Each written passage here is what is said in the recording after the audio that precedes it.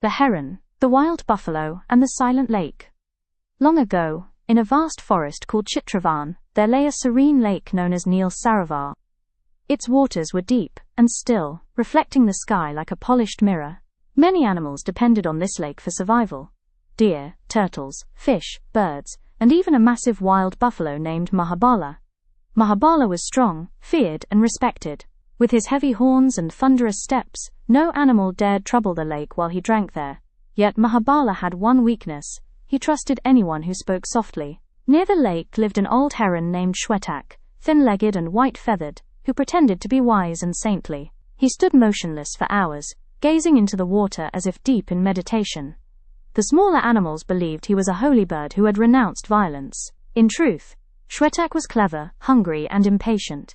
Fishing in the lake had become difficult, as the fish had grown cautious. So Shwetak devised a plan, not with strength but with words. One morning he sighed loudly by the lake. "What troubles you, revered one?" asked a turtle. Shwetak shook his head sadly. "I have foreseen a terrible future. This lake will dry up soon. A drought is coming." Panic spread among the fish and frogs. "Is there no escape?" they cried. "There is," said Shwetak gently.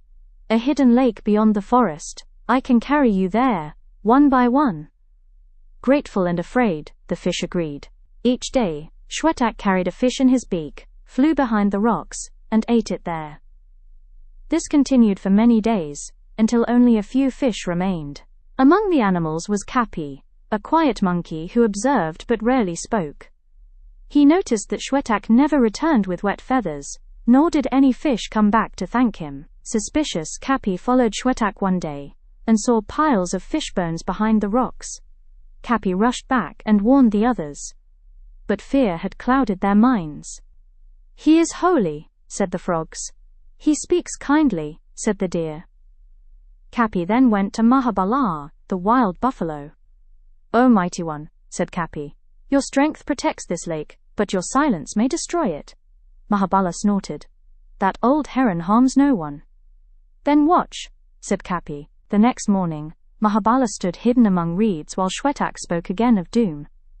"This lake will vanish soon," Shwetak declared.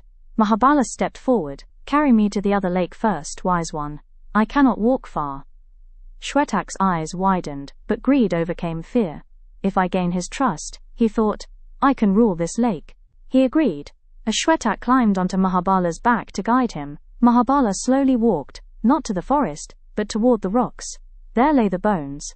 Shwetak trembled.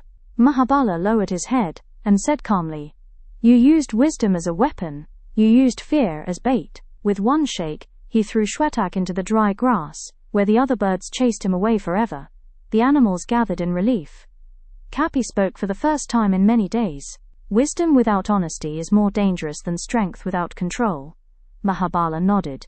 From that day on, he listened before trusting, and the animals learned to question even gentle voices. The lake remained full, not because of strength alone, but because of awareness. Moral of the story: sweet words can hide sharp intentions. True wisdom lies in observing, questioning, and not surrendering judgment to fear. If you like my story, please like, share, and subscribe my channel, and stay tuned for more inspirational stories. Thanks for watching.